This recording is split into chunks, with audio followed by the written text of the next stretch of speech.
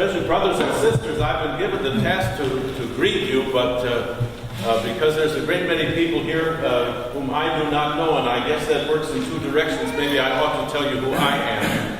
I'm here from Winnipeg. My name is Robert Bugbee, and I'm the president of Lutheran Church Canada, which means if you get out of our little parochial circles and talk ecumenical Christianese, I'm the presiding bishop of the confessional Lutherans in this country. Actually, in the nature of the case, there's really a double greeting that we want to speak.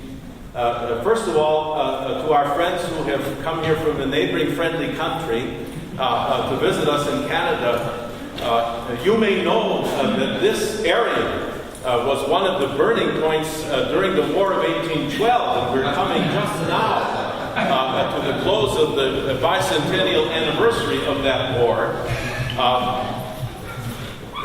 A few years ago, the International Lutheran Council had its World Conference in Niagara Falls, Ontario, and we took a day of touring the Niagara frontier.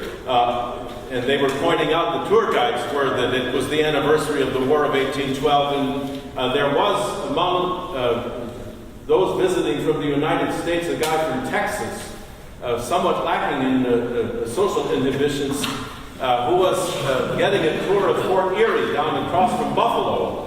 And we were receiving tours from people in period costume, pretending to be British soldiers, in the early 1800s and all the rest of it. And the guy, in true Texas style, asks the very naughty question, who won that war anyway? The tour guide said, well, in one sense, I suppose your country did, because it became an unparalleled world power. On the other hand, however, you had to show your passport to stand where you are right now. In any event, the war is over, and we've arranged it between Prime Minister Harper and President Obama that the ceasefire will hold until the end of this symposium. So we're very glad to welcome those who are here from the United States. Second, however, we're also glad for those who have come to be guests of our church. I suppose in many ways Lutheran Church Canada is a bit of a junior partner in the dialogues that have been going on in recent years between confessional Lutherans and biblical Anglicans here in North America. But we're grateful to be a part of it, and we're deeply grateful to be represented by John Stephenson, a member of this faculty and a clergy member of our church. I'm given to understand that this is the first time that the dialogue meetings tomorrow will have come to Canada. So we're very deeply grateful on behalf of our synod. It's 300 plus parishes, it's theological seminaries, university, college, and mission partners to welcome you here, and hope it will be rich time well spent. One of the good things, at least in my estimation, that the Lord has brought out of the bad, in other words, out of the widespread apostasy that's in evidence all over Christendom today, is that people who still affirm historic Christianity are finding their way to each other and benefiting from their associations. And I'm hoping that the time we have here in St. Catherine's will be another building block in that process. I'm very glad also to introduce to you Dr. John Stephenson, who has taught, I guess, historical theology on this faculty since 1989 or something like that. I actually installed him on that spot 25 years ago when we were both young and good looking. Now we're just good looking. In any event, we're glad to have him here, and glad that you're here to hear him, if you'll welcome him now.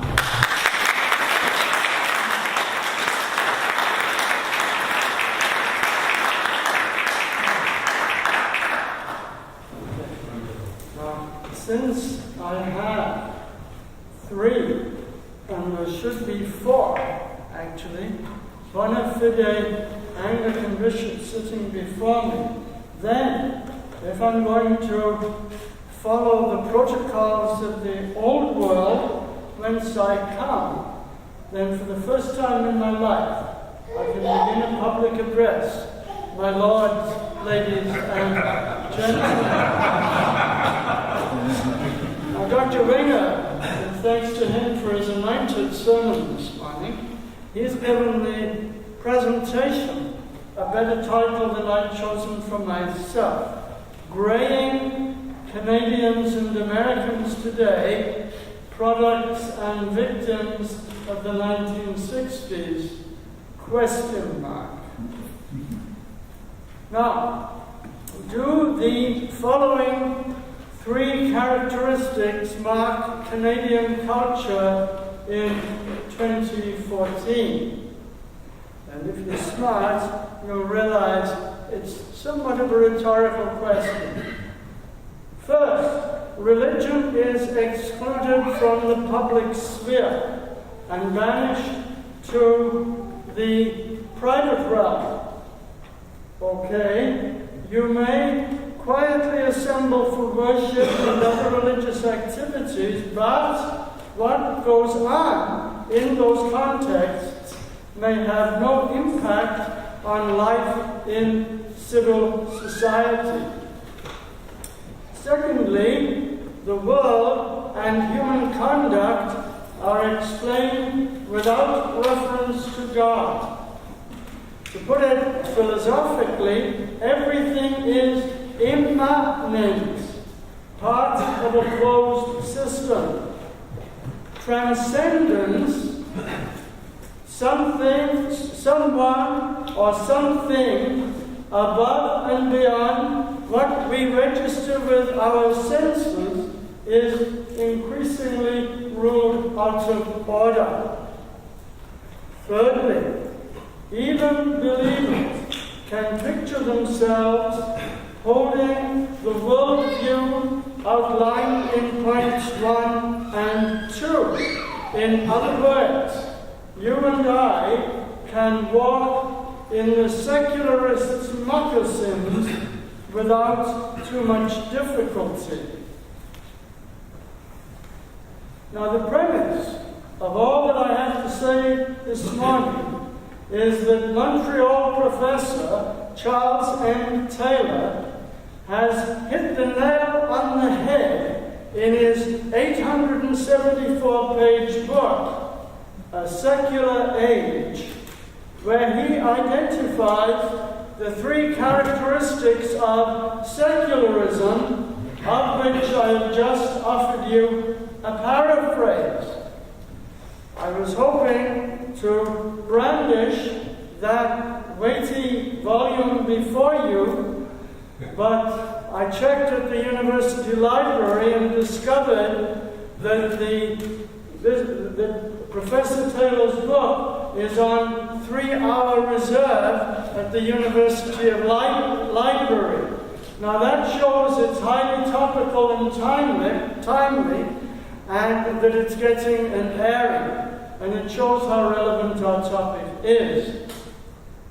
Now, having dutifully injected a modicum of Canadian content into this lecture, and that I have to do because, you see, if we don't have Canadian content around here, then Dr. Winger gets all talked out of shape. But now, having done this, and asking you to bear in mind that just under half of my existence to date, including my most formative years, was spent in another part of the world, I count on your indulgence as I venture from this point on to rely on publications dealing with the triumph of secularism in the United Kingdom. 40 years ago, I could not have challenged the accounts given by my university teachers of theology of how secularization came to be. The accepted orthodoxy at that time was that the English were universally religious in belief and practice. Quote, all our ancestors were literal Christian believers all of the time, unquote. One of the many most stupid sentences ever written. Until two things happened.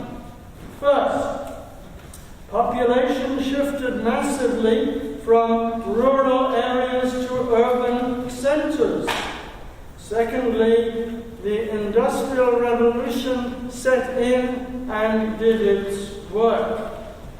As a result of urbanization and industrialization, the lower orders or working classes, and 100 years ago, that's certainly where I came from, were first detached and then completely alienated from the Christian faith that had been in England since the days of the Roman Empire, and especially since the time of the Pincer movement of the Celtic mission from Iona through Lindisfarne, and of the Roman mission that Augustine of Canterbury planted in Kent.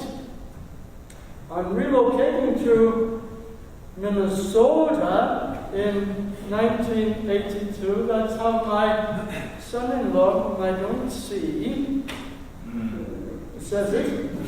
But from the time of that relocation in 1982, I experienced culture shock through encountering a society which at that time seemed miraculously untouched by secularization. The packed churches of the Midwest seemed to this outsider indicative of a culture in the grip of religious mania.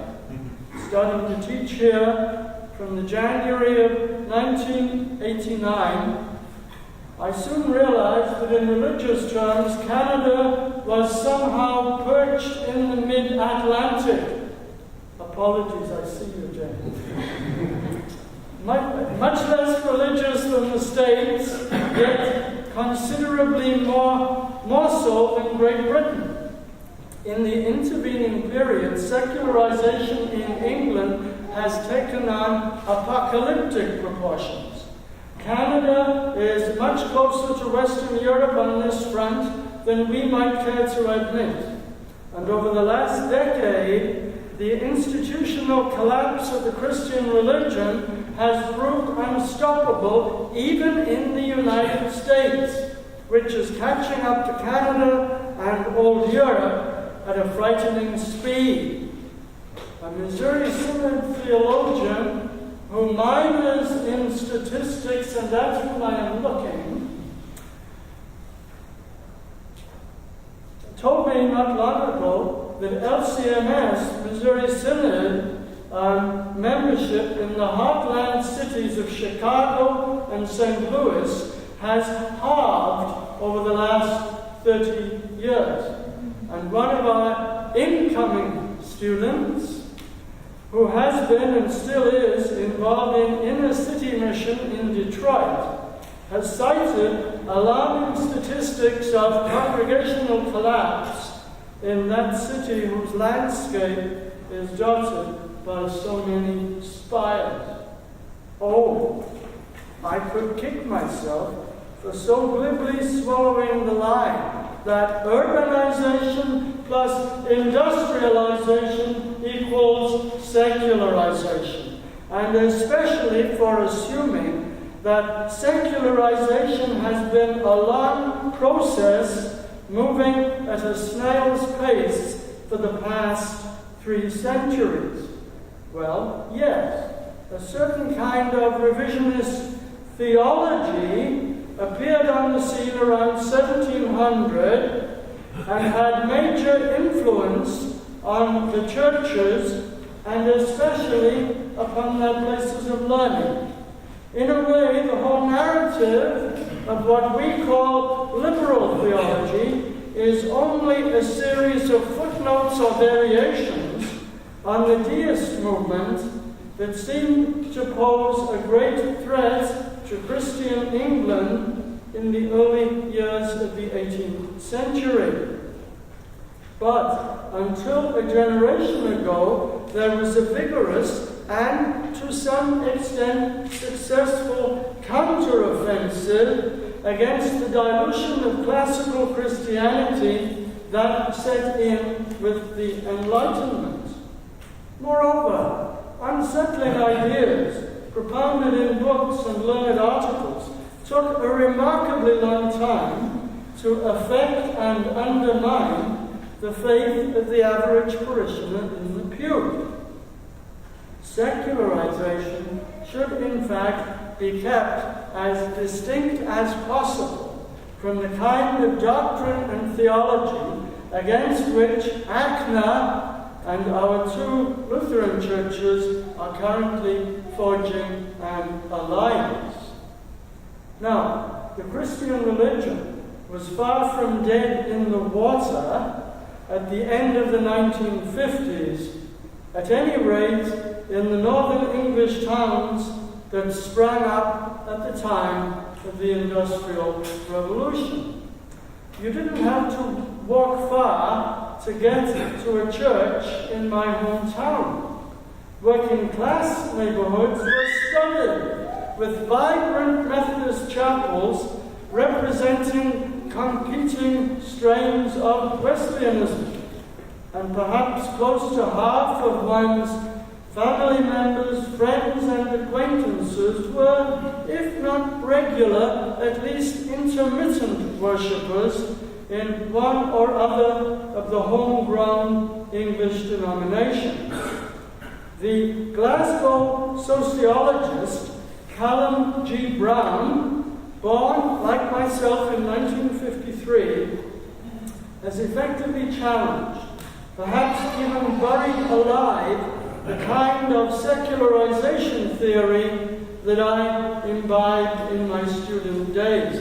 In his The Death of Christian Britain, Understanding Secularization 1800 to 2000, Dr. Brown has detailed the vigorous strength of Christian religiosity in Britain until half a century or so ago. As we race against the clock, let me read and reflect on some sentences from Brown's work and present you with some of his statistics. I quote, "The late 1940s and 1950s witnessed the greatest church growth that Britain had experienced since the mid-19th century. Historians and sociologists have never come to terms with the growth of institutional religion in Britain between 1945 and 1958.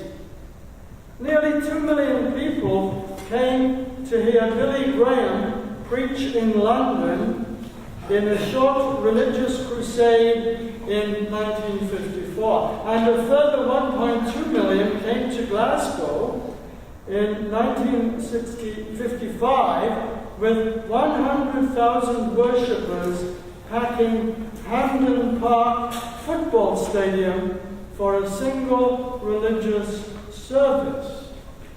Nothing like it had been seen before in British Protestantism, and nothing like it has been seen again. Now, I recall, or maybe 20 years ago, Billy Graham was coming to Britain. Her Majesty the Queen, who can't say anything, sent out a signal. She invited Dr. and Mrs. Graham to Sandringham House, and Billy Graham preached at Sandringham Parish Church, and the Queen was giving her seal of approval. Well, of course, that didn't help the crusade, which of course was a damn square for various reasons. But Her Majesty kind of showed her hand. Now, before continuing with the last quotation from the book, I should introduce you to a term that Brown claims as his own coinage. For him, and he is onto something big here, the overall and deep Christian identity of a culture is not based just on the number of people who regularly participate in religious rites and ceremonies. He argues that all kinds of attitudes and habits and customs derive from an underlying mindset that he labels discursive Christianity. But if this gets published, there needs to be a long quotation. Because such discursive Christianity was in the driver's seat of a whole society. I quote, "The mental world which brought such multitudes to Billy Graham's rallies was not just a world of a tiny minority, held together by the subculture of a closeted and defensive Christian community. The mental world which drew in those worshippers was a national culture, widely broadcast through books, magazines, and radio, and deeply ingrained in the rhetoric with which people conversed about each other and about themselves." So just think, one of C.S. Lewis's most famous and popular works was delivered during the Second World War as radio broadcasts on the BBC. And that kind of stuff does not happen today. Now, I have some recollection from the early 1960s of the now vanished England that Brown describes in depth and detail, and can put faces to the people he describes on the basis of the thousands of personal testimonies that give strength to his conclusions. Oh dear, I meant to bring a third book, but in the rush I didn't. Moreover, as my wife and daughters have become hooked on the Call the Midwife television series based on the autobiographical account of Jennifer Worth. Now what I want to do is hold up Call the Midwife, but I can't because I goofily left it at home. And as I have watched along for many of the episodes, I have a sense that Nurse Worth and those who have turned her narrative into film have captured on paper and video the final days of the major power exerted by discursive Christianity over British culture. Mrs. Worth recalls coming as a rookie midwife to London's East End in the 1950s, suffering an acute case of genteel culture shock as she encountered great squalor in a densely populated area marked by grinding poverty, but acknowledging how at that time she walked into a robustly intact, multi-generational extended family structure in which active sexuality was channeled overwhelmingly through marriage, and where her vibrant local Anglican parish boasted a packed church for the Christmas Eve service, and the rector had 7 assistant pastors, curates in Anglican parlance, working under him, who were run absolutely ragged under the burden of their intensive work with hundreds of young people. They had a youth club every night.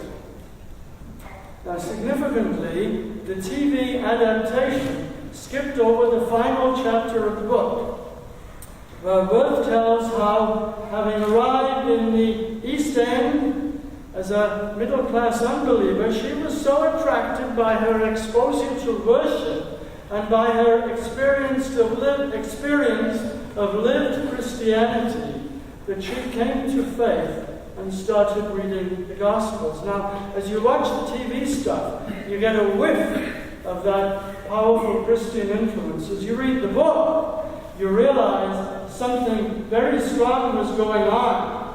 It was making life bearable for lots of people, and it was actually transfiguring the culture. Now, to cut a long story short, Brown argues persuasively that what had been built up over many centuries and had displayed tremendous resilience over more than 3 centuries following the Enlightenment suddenly collapsed in the 1960s. He even dates the death of Christian Britain to the year 1963.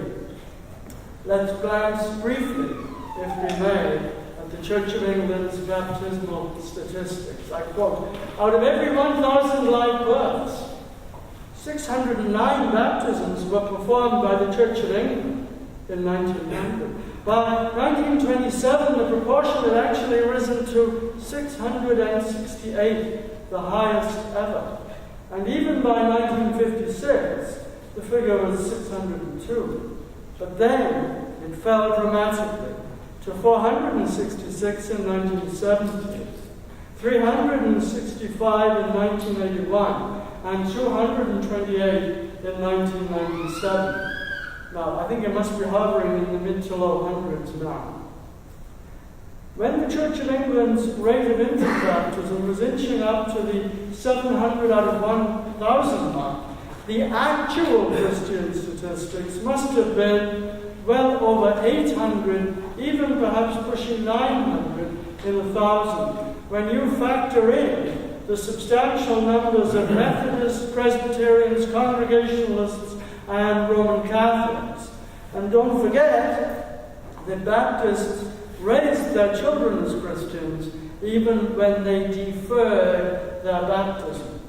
Brown points out that the precipitous rate of decline in religious solemnization of matrimony in England and Wales from 85% in 1900 through 70% in 1962 and 60% in 1970 to 39% in 1997 actually cloaks the accelerating pace of de-Christianization, because by the end of the 20th century, a substantial portion of religiously solemnized marriages in England and Wales were by now being conducted among Hindus, and especially Muslims. The 1960s, the time of the Beatles, Pope John XXIII, Nikita Khrushchev, John Kennedy, and Pierre Trudeau, to name only a few of the cult figures of that brief but tumultuous epoch, the time in which the venerable president of the Fort Wayne Seminary probably even had long hair. Now, in presentations delivered on both sides of the border over the last several years, I have found a sea of graying heads nodding in front of me as I have spoken of those of us who are products and also victims of the 1960s. During the retreat he conducted to launch our new academic year, Dr. John Kleinig, born in 1942, who now looks like the ancient days, he highlighted the importance of the troubled year 1968 in his own development. In the Anglosphere, we haven't followed the example of our French and German cousins in making an actual word of 1968 along the lines of 68 and 68. Now that year is responsible for a lot, and I think our semi-retired adjunct Professor Torgerson, you understand him when you realize he's simply an aging 68er. That's why he's so radically liberal and in left field on everything you can name. Now, but in the decade of which that year perhaps formed the peak, respect for authority plummeted. Reading, writing, and arithmetic lost their prestigious place in the school curriculum.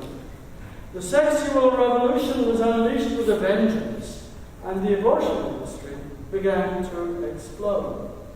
And did not church attendance start to dip precipitously at that time? Now, in recent years, an increasing volume of scholarly work has focused on the cultural revolution of the 1960s, after which nothing was the same again. As he relies on many documented personal reminiscences, some of which are harrowing and bring tears to your eyes, Callum Brown describes the people I grew up among, some of whom had a church connection in the mid-1960s, while they and their children and grandchildren now have zero connection with any kind of Christianity. What do you make of this statistic, publicized by Anglican blogger David Virtue just last week? I quote, "In the UK as a whole, just 1 in 10 of those aged under 60 now identify as C of E, Church of England, compared with a majority of over 70s, unquote. That tells you something. That's apocalyptic.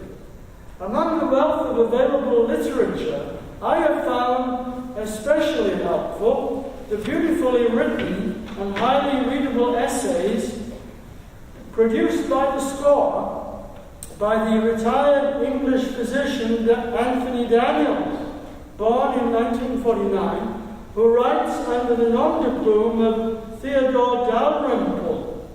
If you would like to read Dalrymple's 10-page essay on the origins and consequences of the sexual revolution, and you are too chintzy to pay $13.68 Canadian for his Our Culture, What's Left of It, the Mandarins and the Masses, I shall be happy to send you the PDF I share with students in my ethics class. Even though Dalrymple, who spent many years working in prisons and among the poorest of the poor, describes himself as an atheist, he differs radically from Callum Brown in finding mainly bitter fruits and damaged crops as he examines the harvest of the 1960s.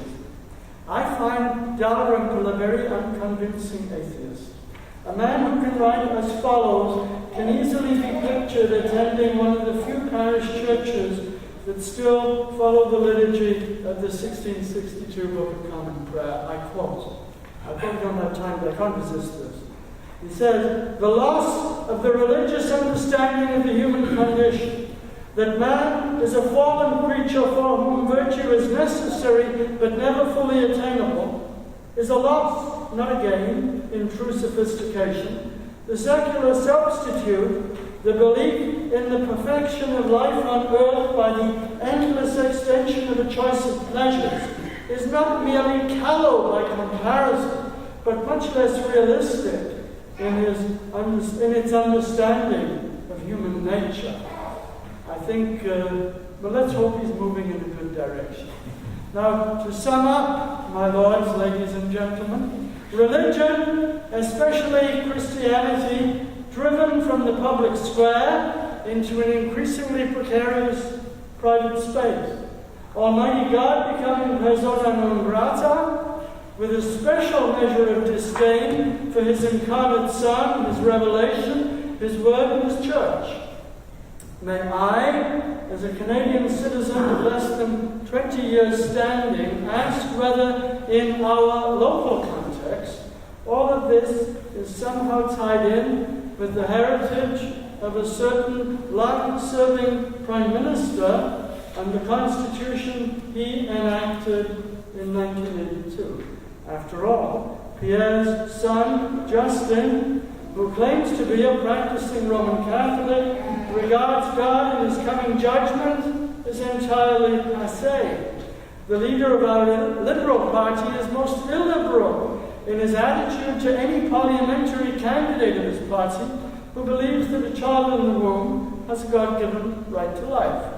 Apparently, God only wrote his unchangeable moral law on the hearts of us people of the older generation who will soon be history.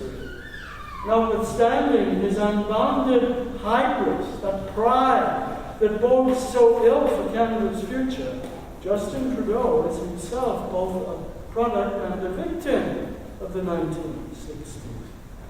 At this symposium, held with our new Anglican friends, it is appropriate that I quote from an essay that appeared 8 years ago in the magazine of the United Kingdom Prayer Society.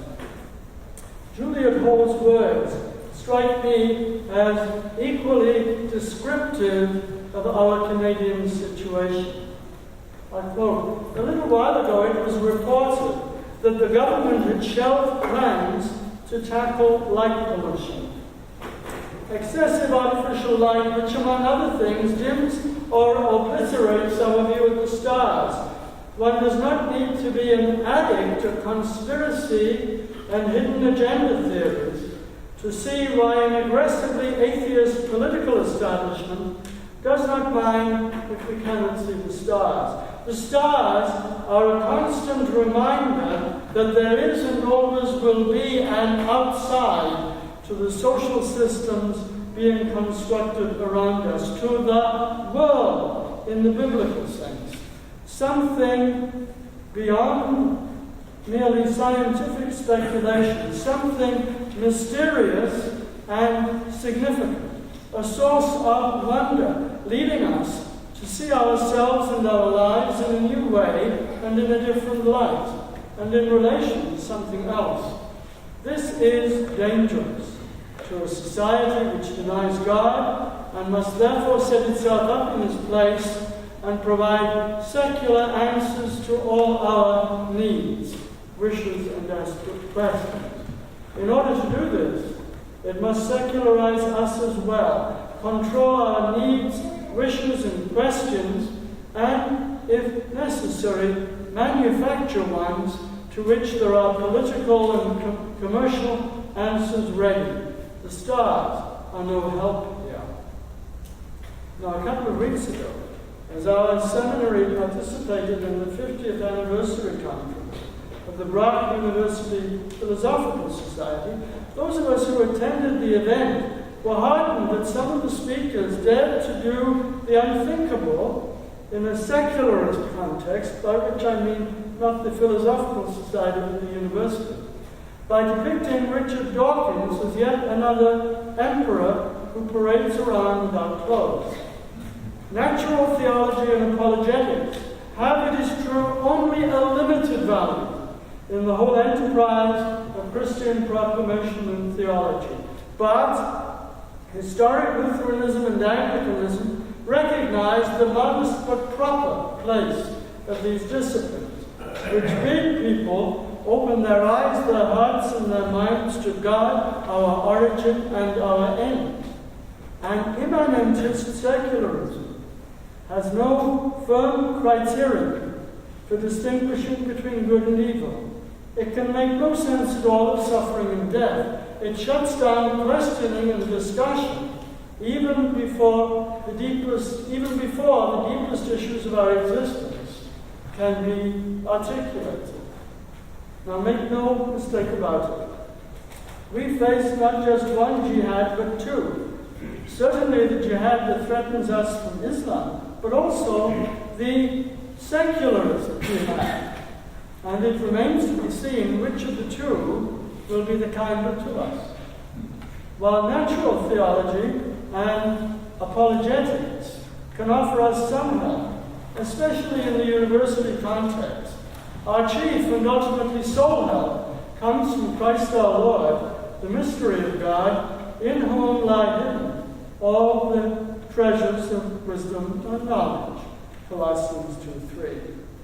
As the kind of Anglicans and Lutherans we are, we know that the Chalcedonian definition is not some dust-laden scrap of parchment from remote antiquity, but it's an accurate description of Jesus, our enfleshed God, who now reigns at the right hand of the Father, who speaks to us from the Scriptures, who comes to us bodily at the sacrament of the altar, and who truly dwells in our midst and in our hearts. Yes, the militant secularist is a frightening figure, a mighty foe who can and does wreak much harm. But in these days when many simple Christians in the Middle East are refusing to deny their Lord and accepting martyrs' deaths as they confess His holy name, taking on our secularist fellow Canadians and Americans might not be the greatest task that lies before us. Perhaps we need to ask to what extent secularism has deeply infected our own souls, to what extent we have become worldly, switched off from God, His angels, and His saints, deaf to the Scriptures, resistant to sanctification, reluctant to confess in both senses of that term, resistant to going out into the highways and the byways in search of the lost and the wounded, whom the Lord wants us to connect with Himself and His church. I know that the secularist virus infects my own soul, and I wonder whether some of you suffer from the same malady. You know, in the providence of God, there might be something really significant about the fact that our seminary somehow helped to launch the Anglican network in Canada, which is now a diocese of the Anglican Church of North America. We have today with us the beloved figure of Dr. Dean Newman, the father of this seminary. He founded the place in 76. After him, I'm the old guy. So he keeps me young. Dean Newman, as acting president, permitted, he embraced with open arms Anglican essentials. And when in 2004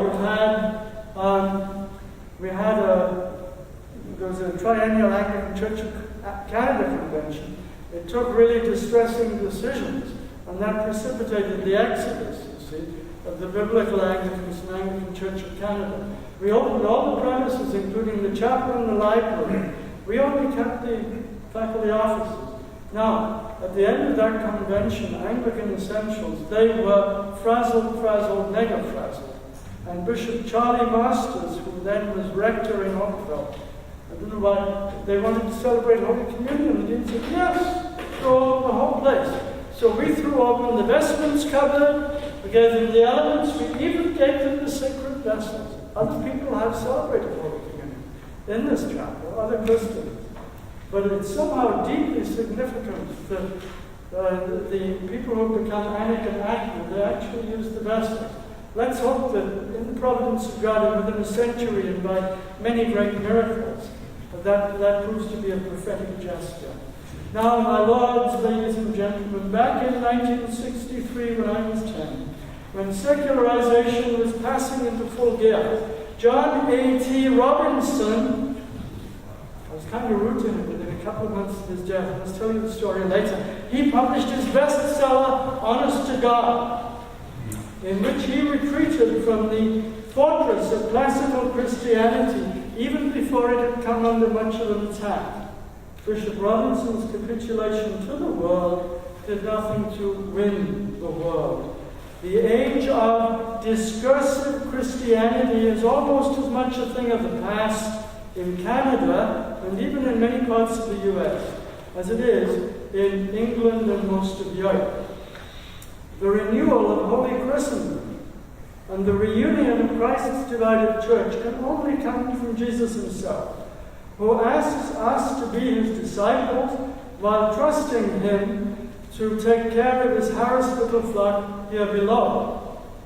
Unless I'm much mistaken, it's no longer going to be business as usual for the Christians and churches of this continent.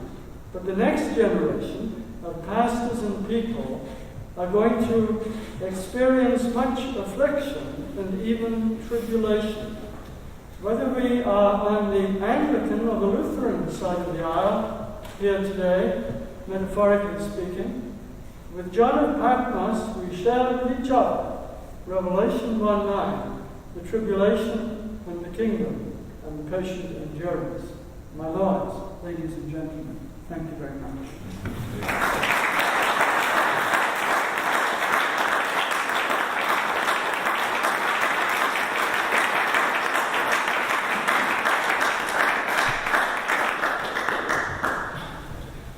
We're going to have a brief break. I'll go straight into Bishop Harvey.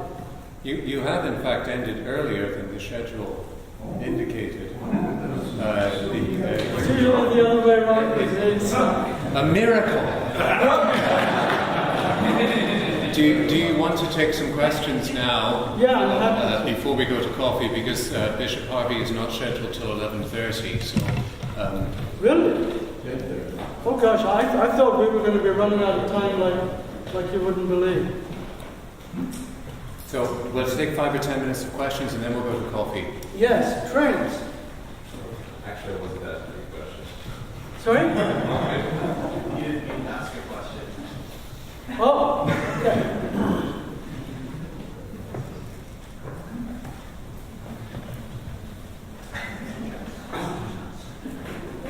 Pastor Vogel from the Missouri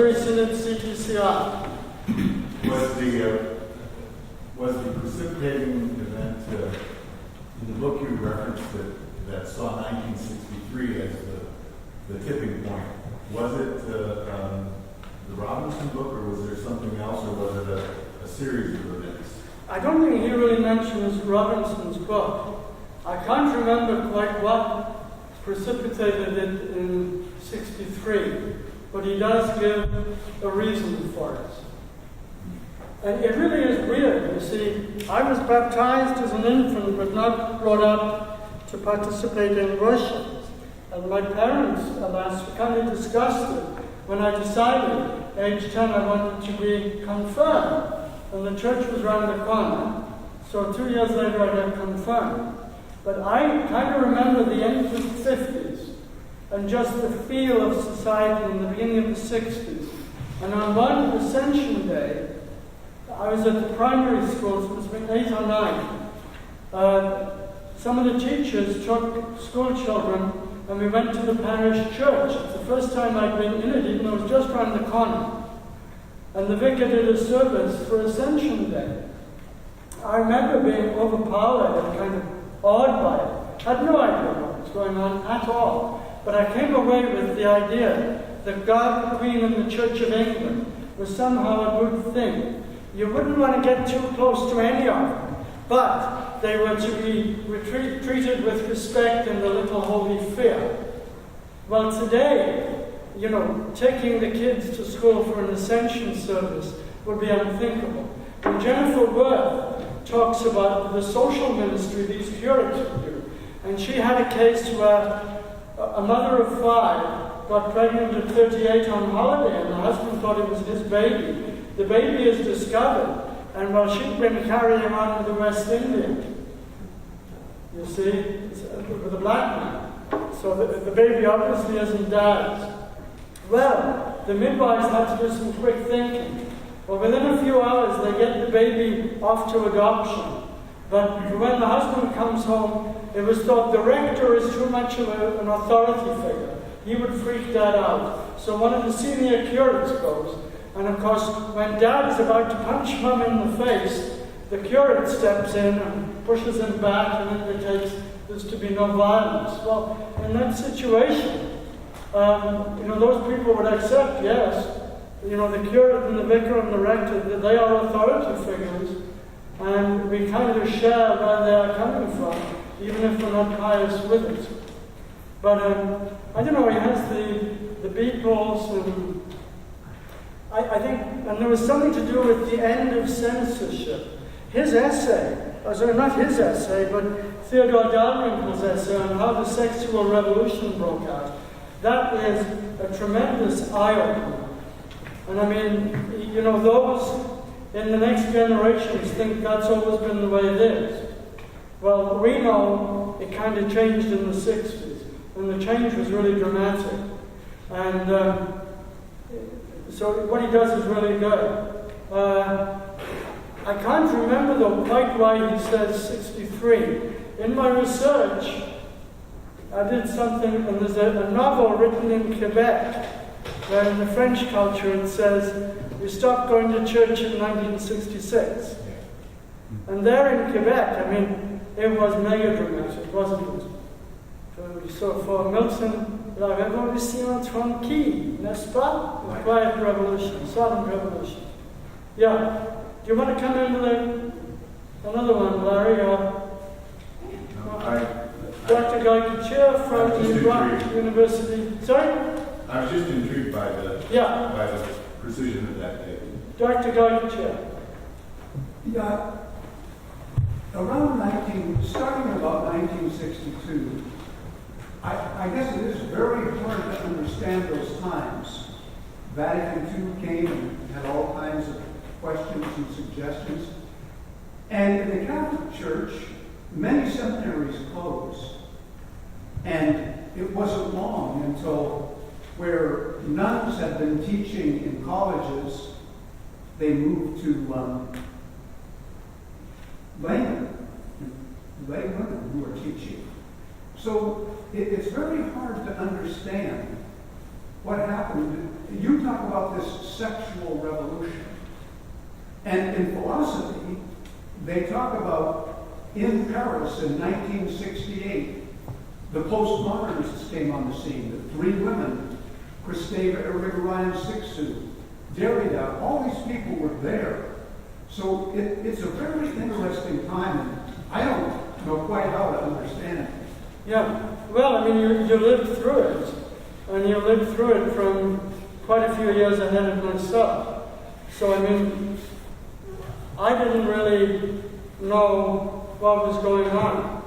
Now, you brought in a whole other dimension, Vatican II and the Roman Catholic dimension.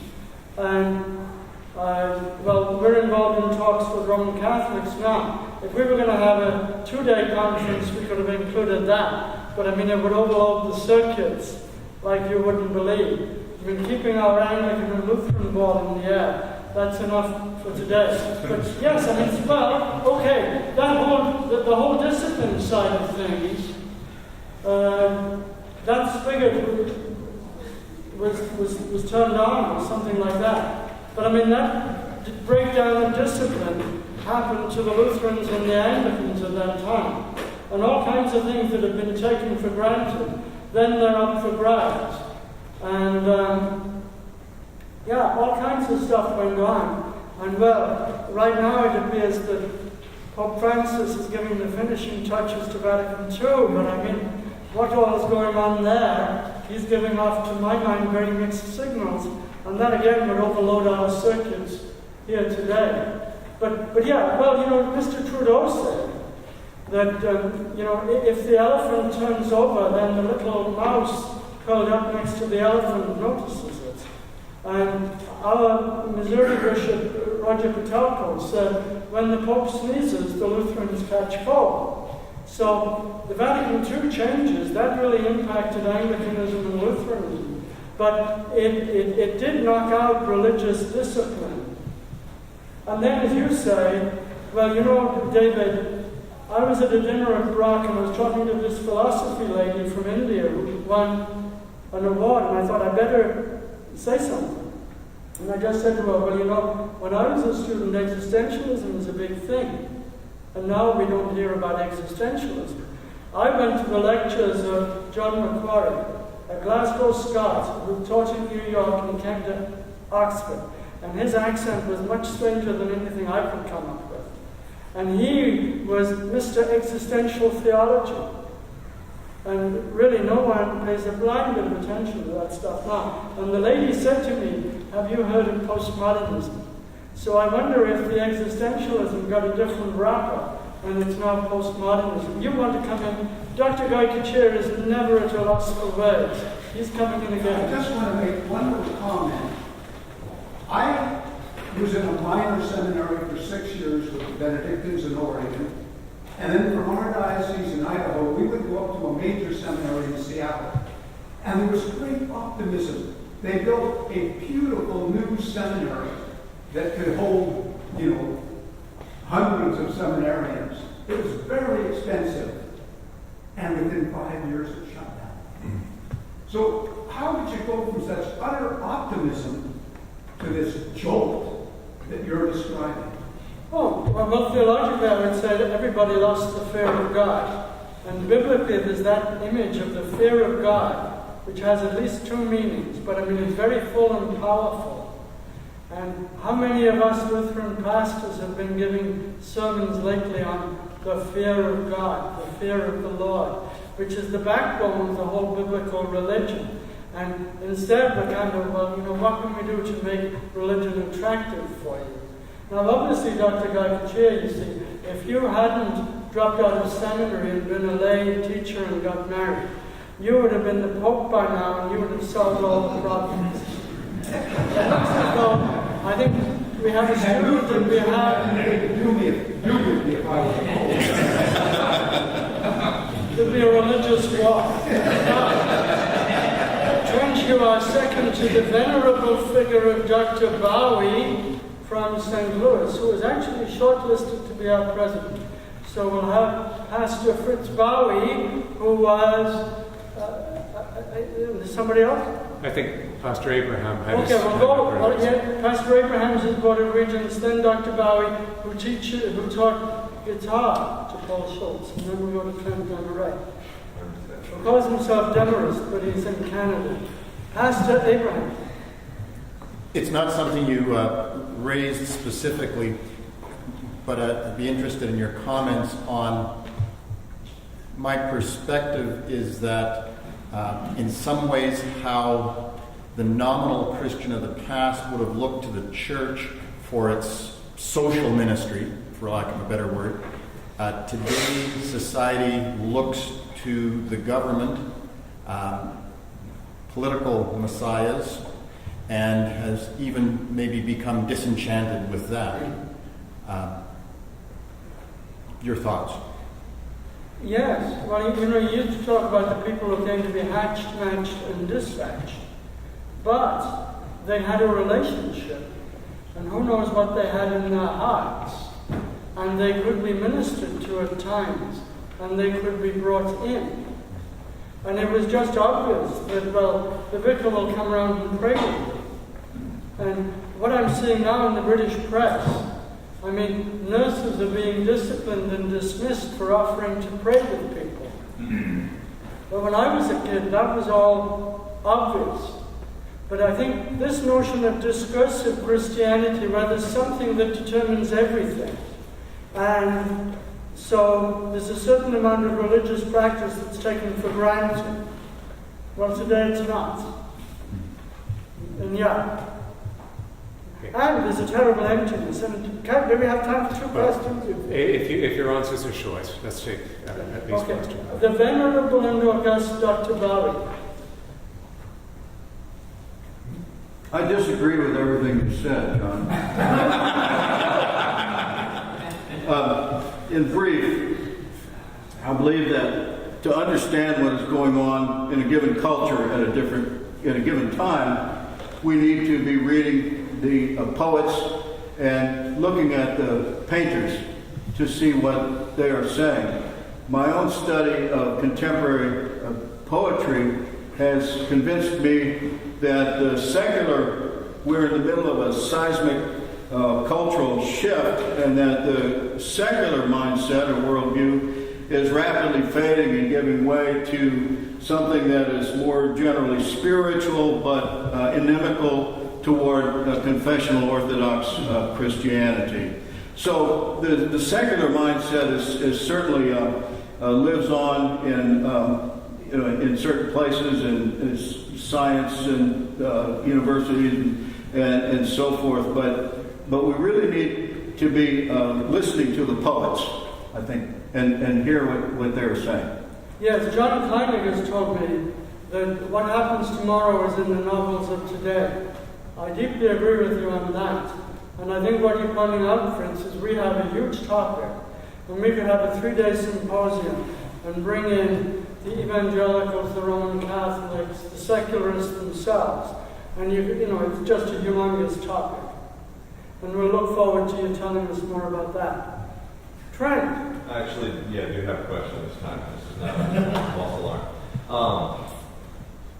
Alan Carlson, whom I studied with at Hillsdale College, did some work on a large documentary project called Demographic Winter, in which he sort of examines research that he's been, I guess, accumulating for a number of decades, actually, on not just the death of the soul of Christian Europe, but the death of the body of Christian Europe, and that Europe's dying. There's not a single European country besides Albania, which notably is Muslim, that has a birth rate at or remotely near replacement levels. Right now we're seeing a flourishing of Christianity, especially liturgical forms of Christianity in Africa, which if you think about it, it's more like the England of Augustine of Canterbury's day, tribal, animistic, whatnot. But literally, the Christian Europe is dying. I mean, theory and diagnosis and prognosis of the problem is all well and good, but can a revival or a renaissance in sort of the necessary spiritual life of a culture occur where I'll be honest, where we so spurn the fruit of the womb in various ways, that there aren't any children to baptize. It's one, to not baptize the children that are born, but this is, you can look on the walls of any number of churches and watch the confirmation classes dwindle to nothingness. Yes, that is a really striking phenomenon. I agree with you. You've raised another huge issue. And as some of you may know, through the marriage of two of my daughters, we are now connected with a somewhat fecund family that bucks the trend. But yeah, I mean, that's a huge issue. And in some places it's getting utterly desperate. And I love it. There's a country church of our synod that I go to, where I'm amazed at the number of really young people that I commune with. That's very rare. You mentioned Africa, and I noticed Cardinal Casper, the liberal cardinal, just said some very rude and rather hurtful, racist things about African bishops, thinking he is Europeanly so superior. And what we're finding in our Lutheran church, the real strength now is bounding up from Africa. We have the International Lutheran Council. Africa is important. And heavens, with you Gascon Anglicans, you wouldn't be where you are without Africa. So yeah, huge topic, and as I say, we have the materials for a 3-day big symposium, and even bringing in other people. And we wouldn't fit everybody into the chapel. I think Dr. Ringer is saying it's time to finish, so we'll go and do whatever. Then Dr. Bugbee will introduce his friend Bishop Harvey. They met at the LCC headquarters in Winnipeg. Okay, thank you.